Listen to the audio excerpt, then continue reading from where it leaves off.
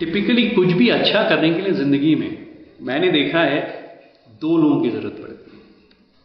शोले में जय वीरू थे, तो आज आपको जय से मिलाता हूँ जो एंटरप्रेन्योर है, और वीरू है जिसने उस एंटरप्रेन्योर पे विश्वास किया और पहली बार उसमें इन्वेस्ट किया।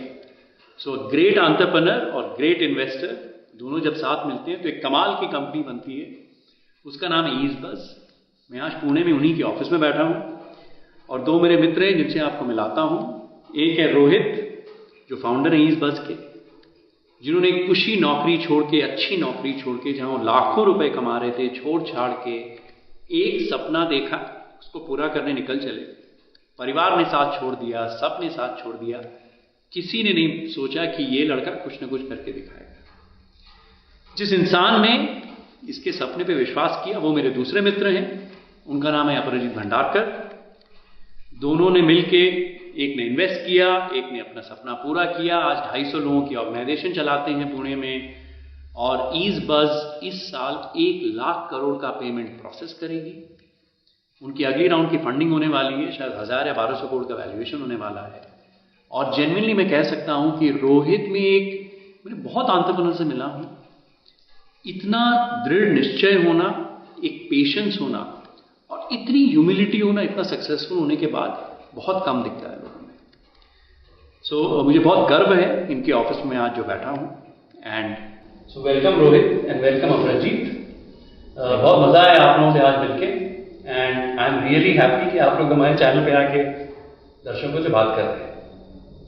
तो रोहित, पहला सवाल आपसे, सब छोड़ के जा रहे हैं, अच्छा खासा नौकरी कर रहे थे, नई नई शादी थी, ये पागलपंती का जुनून क्यों आया?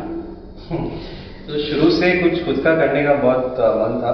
आई थिंक कॉलेज डेज में डिस्कशंस हो रहे थे कि खुद का कुछ करना है, खुद का कुछ करना है।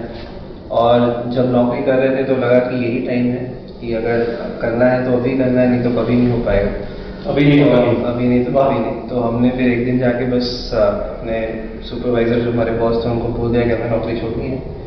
और तब आइडिया नहीं थी ऐसी नौकरी? आइडिया तो खैर नहीं थी उस वक्त, बस ये था कि कुछ ना कुछ कर लेंगे। एंटरप्रेन्योर बनने का बहुत मन था और हमने फिर रेजिग्नेशन डाला और फिर पीछे मुड़ के नहीं देखे। लेकिन जब तुम घर गए और तुमने परिवार वालों को बताया तो पहले तो डांट पड़ी होगी? बहुत डांट पड़ी, इनफैक्ट बहुत लोगों ने तो बात करना ही छोड़ दिया। अच्छा। और काफी दिनों तक ये चलता रहा है, करीब 1-2 साल तक, क्योंकि शुरू में फेथ कम होता है, विश्वास कम होता है लोगों को कि आप कुछ खुद का कर पाओगे, क्योंकि इतना फेलियर सब जगहों पे देखा है उन्होंने। वो चाहते हैं कि आप भी नौकरी करें जहाँ पे परिवार सुखी हो, आपका एक सिक्योर जॉब हो। बट उस वजह से ऑब्वियसली काफी डांट पड़ी थी, क्योंकि था कि अब ये गया, अब तो ये डूब जाएगा, कश्ती डूब जाएगी। और स्पेशली तुम जैसे परिवार से हो जहां सब सरकारी ऑफिसर हैं, कोई सीबीआई ऑफिसर है, कोई आईएएस ऑफिसर है, अच्छी लॉन्ग टर्म सिक्योर नौकरियां हैं, वहां से एक ऐसा जुनून आना it's really surprising honestly. So I am really actually proud of what you achieved. सच बोल रहा हूँ, दिल से बोल रहा हूँ कि तुम्हारे जैसे एंटरप्रेन्योर्स बहुत कम दिखते हैं जो इतनी अचीवमेंट के बाद भी इतनी ह्यूमिलिटी, एक इनेट पेशेंस, कमाल की बात है।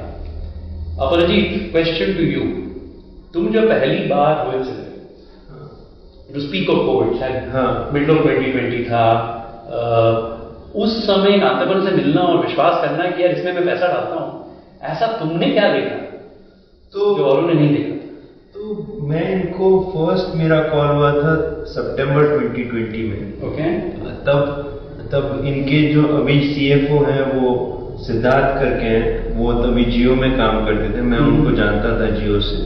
तो मैंने उनके थ्रू इनको मिला वीडियो कॉल पे, और तब इन्होंने पिच किया था। तो मुझे एक अच्छा लगता है स्टार्टअप एंटरप्रेन्योर्स में कि ऐसा हो गया है अभी स्टार्टअप वर्ल्ड में कि तब तो बहुत ज्यादा था कि कितना कैपिटल किसने रेज किया वो बड़ा इंपॉर्टेंट है। अच्छा, बट मैं दूसरी चीज देखता था कि कौन रेवेन्यू बना रहा है। अगर कोई आदमी कैपिटल रेज किए बिना रेवेन्यू बना रहा है तो बहुत ज्यादा अच्छा काम कर रहा है। आप सोचिए कोई स्टार्टअप्स हैं आज इंडिया में 109 यूनिकॉर्न, 108 या 9 यूनिकॉर्न है, इसमें से 70 यूनिकॉर्न की रेवेन्यू 200-300 करोड़ भी नहीं होगी।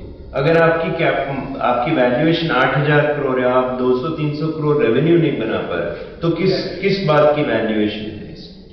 तो ये जो है, मैं कोई जीरो कैपिटल रेस करके अगर कोई रेवेन्यू बना रहा है, मैं उसको अव्वल दर्जे के मार्क देता हूं। तो मैंने ये दिमाग में सोचा था, तो मैंने ये सोचा कि बस इसको अगर कैपिटल मिल जाएगा तो ये क्या करेगा, तो ये मैं सोचता हूं जब मैं इनको देखता हूं। तो तब क्या हुआ था कि आरबीआई की रेगुलेशन आ गई थी कि इनको 15 करोड़ कैपिटल, और तभी मेरे फंड में सिर्फ 5 करोड़ थे। तो मैं थोड़ा दूसरे इन्वेस्टर को ढूंढने की कोशिश कर रहा था, बट वो मिल नहीं रहे थे।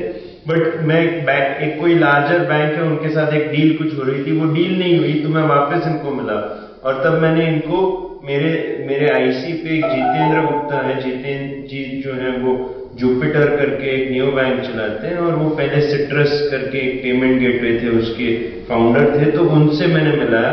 तो ये उनको इनकी प्रोडक्ट अच्छी लगी, पेमेंट गेटवे में ही थे और वो पेमेंट गेटवे में वेटरन थे, तो तब मेरे को लगा कि अगर उनकी वैलिडेशन है तो ये ठीक ही काम कर रहे होंगे।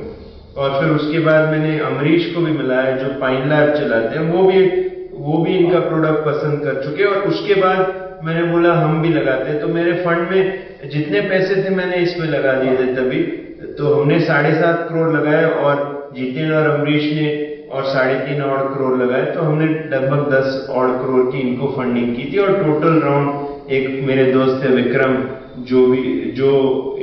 जो उन्होंने इंडिपेंडेंटली चेक करके इनको टर्म शीट दी और हमने भी दे दी, तो लगभग 28 करोड़ फंडिंग हो गई इनकी।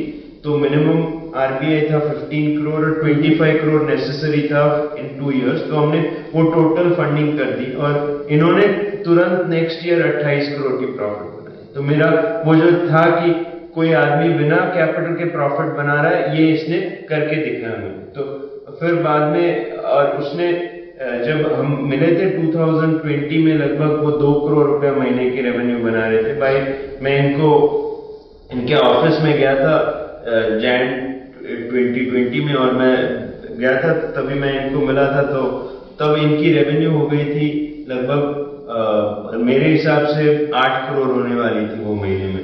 तो मेरे को लगा इतनी ग्रोथ ये कर रहे हैं, तो आगे जाके कैपिटल के साथ क्या ग्रोथ करेंगे, तो वो और एक फैक्टर था। और तीसरा था कि ये बड़े ही, मतलब इनके फर्नीचर वगैरह काफी कमजोर थी, तो मेरे को लगा ये पैसे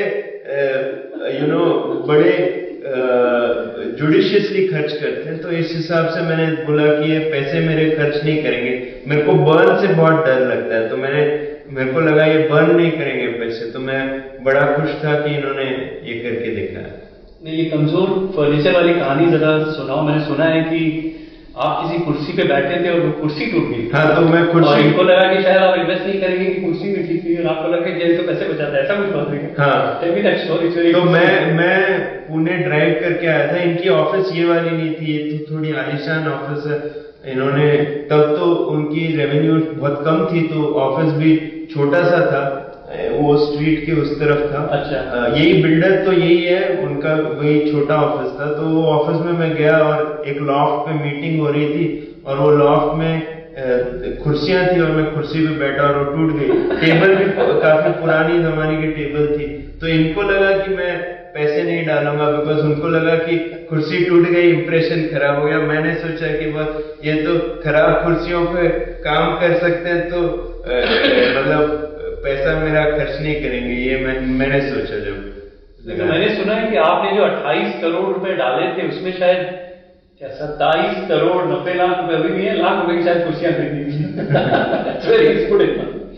एनीवे, जोक्स अपार्ट, तो ये बताओ कि ये जो जर्नी आपकी रही है, इसमें आपके लिए की चैलेंज क्या रहे हैं बिजनेस बनाने? शुरू के दिनों में सबसे बड़ा जो मुश्किल काम था वो था लोगों को बताना कि मैं क्या सोच रहा हूँ, विजन क्या है, और उनको बिलीव कराना उस विजन में।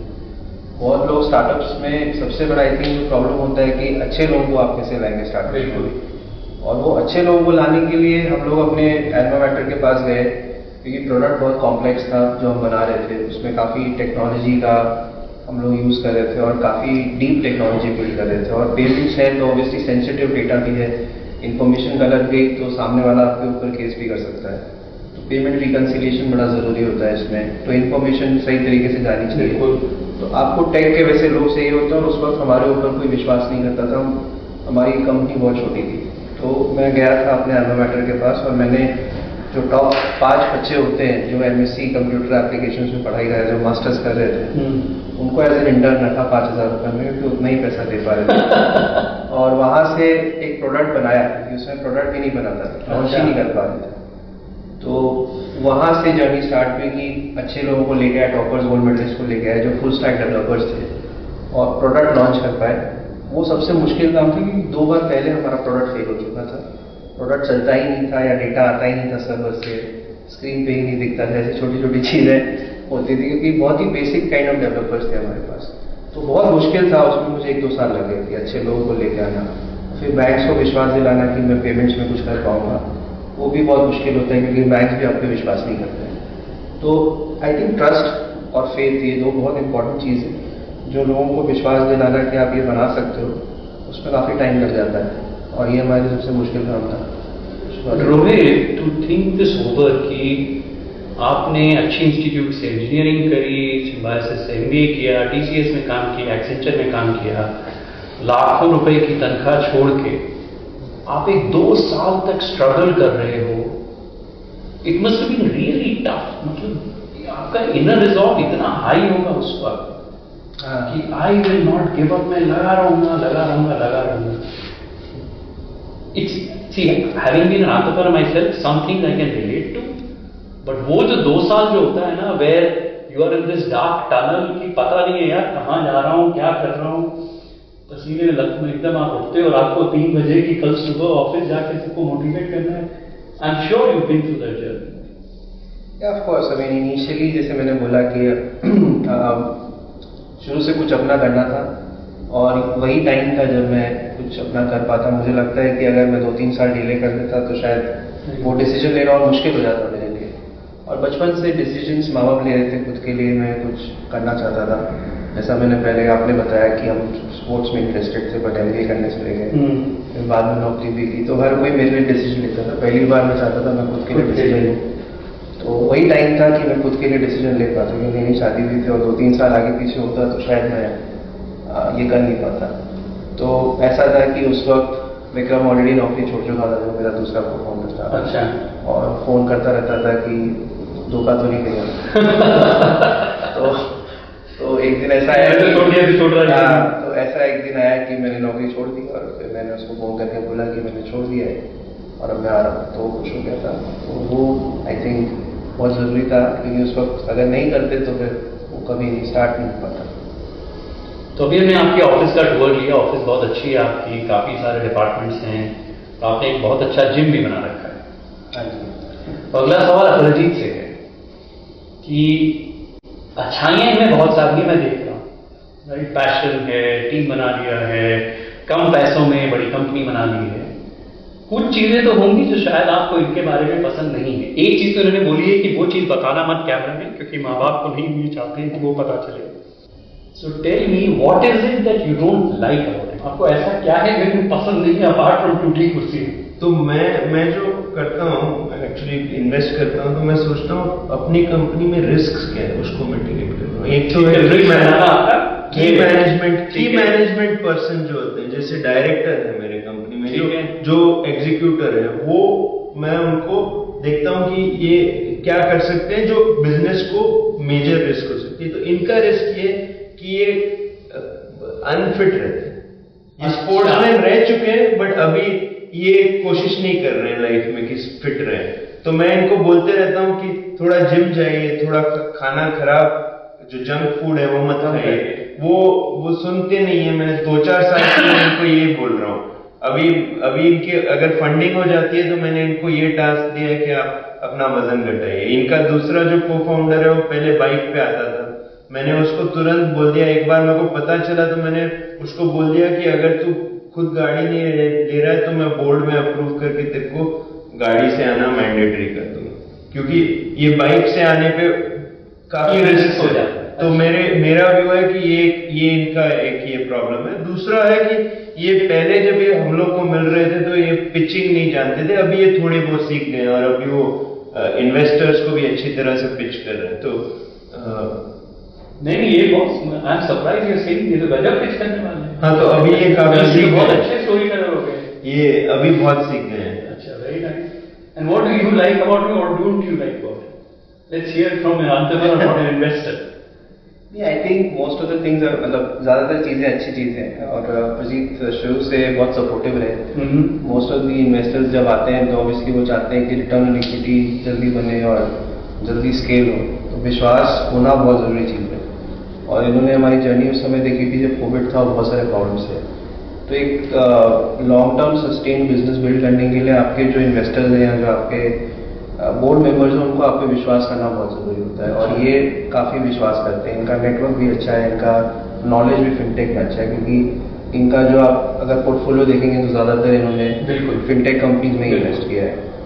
तो ये सब अच्छी चीज़ें हैं। आई थिंक बुरी चीज़ें मुझे याद नहीं आ रही है, बट अच्छी चीज़ें तो यही है कि विश्वास रखना, फाउंडर को बैक करना, ये बहुत ज़रूरी होता है और उसी से उनको मोटिवेशन मिलता है कि वो नेक्स्ट डे ऑफिस आए।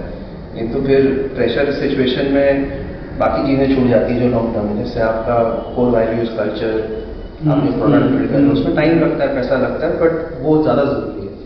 स्केल जो है आज नहीं तो कल आपके पास जब पैसा होगा आप कर ही लोगे, लेकिन सस्टेन करने के लिए आपको बाकी चीज़ों पर काम करना पड़ता है। नहीं, ये जो बात आपने अप्रेज के बारे में बोली, I really appreciate that, because I बहुत सारे मेरे मित्र हैं जो वेंचर कैप चलाते हैं, प्राइवेट इक्विटी फंड चलाते हैं, मैं खुद पब्लिक मार्केट फंड इन्वेस्ट करता हूँ। और इनमें एक चीज बहुत अलग है जो मैंने बहुत कम इन्वेस्टर्स में देखा है, ये ना एंटरप्रेन्योर के सिर पे कभी नहीं बैठता है। मैं आज को 1.5-2 साल से देख रहा हूँ, honestly he will never sit on the head of an entrepreneur that why not growing, ये क्यों नहीं कर रहे हो, वो क्यों नहीं कर रहे हो। He gives enough rope, he believes and he is really patient, which is a very unique quality you have, which is not there with a lot of investors where they want hyper growth at any cost. और ये जो hyper growth at any cost का जो culture आ गया ना, ये कितने ही पैसे रेज कर लो और बड़े हो जाओ ओवरनाइट, उसमें कंपनियां डिस्ट्रॉय हो जाती है। So that way actually congratulations to you also, you very very patient investors who believes in entrepreneurs. तो दिस वेरी गुड। एक मैं तुम्हें कहना चाहूंगा, बशीर बद्र की, आई डोंट नो कभी आपने शायरियां सुनी है कि, तो एक बशीर बद्र की शायरी है, आप पे बहुत ज्यादा लागू होती है। वो कहते हैं, कुछ देर की खामोशी है फिर एक शोर आएगा, कुछ देर की खामोशी है फिर एक शोर आएगा, औरों का वक्त आया है तुम्हारा दौर आएगा। तुम्हारा दौर आएगा Rohit, you are an amazing entrepreneur, I am really happy to be in your office today and you are building a great organisation for the country. और आज सिर्फ 250 लोगों को एम्प्लॉय कर रहे हो, भगवान करे 5-10 हज़ार लोगों को आप एम्प्लॉय करो, एंटरप्रेन्योर्स बनाओ और काफी लोगों को मोटिवेट करो। Congratulation, very happy, thank you. तो बस जैसा मैंने कई बार कहा है, अगर आपको स्टार्टअप करना है तो आपके लिए जो रेलेवेंट है वो यही है कि उबालना सारे समंदर को है, शुरू एक प्याले से करना है। गिरना है, तपना है, गिरकर फिर भी आपको बढ़ना है, क्योंकि विजन हमेशा समंदर का रखना है, शुरुआत छोटे से प्याले से करनी है। और रोहित इसके एग्जाम्पल हैं। जब एक अच्छे इन्वेस्टर आपको मिलते हैं अपराजित जैसे, और रोहित जैसा एंटरप्रेन्योर होता है, तो एक कमाल की ऑर्गेनाइजेशन खड़ी होती है जिसका नाम है ईज़ बस।